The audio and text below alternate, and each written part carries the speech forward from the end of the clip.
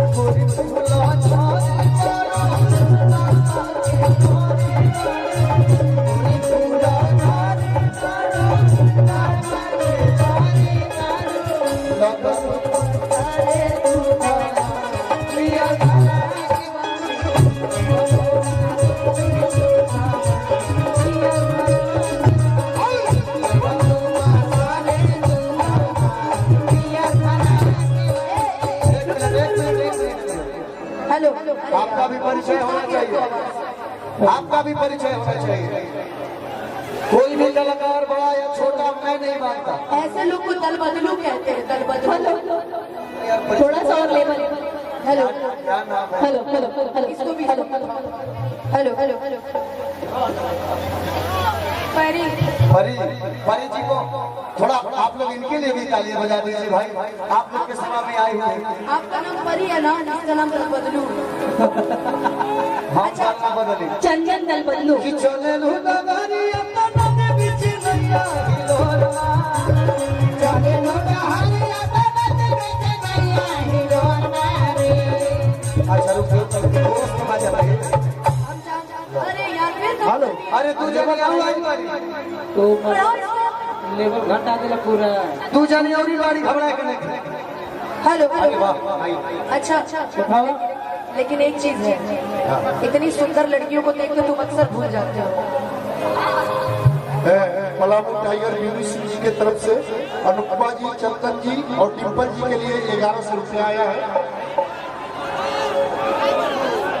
हाँ, ground light इधर का ग्राउंड लाइट जलाइए, ग्राउंड लाइट इधर का जला दीजिए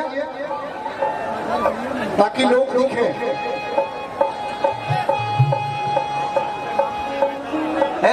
सुना थोड़ा सही लोग डांस में लोग देख हमरा भी रिबन ले लीजिए। लोग मारो तो अच्छा ना हम लोग कोयले रहने ऐसे कहाँ के बाबू तू हमारा गदार हो,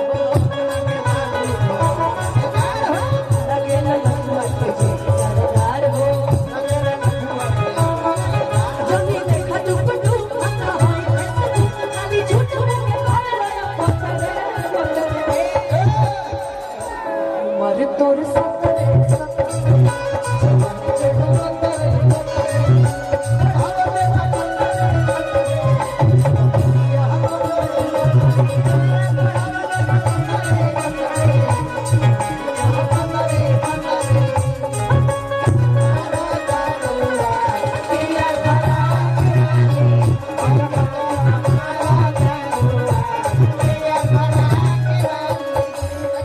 डिम्पल दीदी।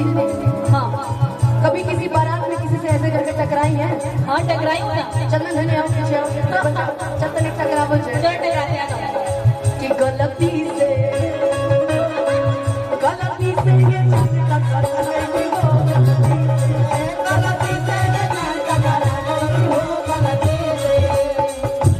कि लड़की के देखी पागल गिल बारा का, अल्लाह के की भांग के अगिल बारा का।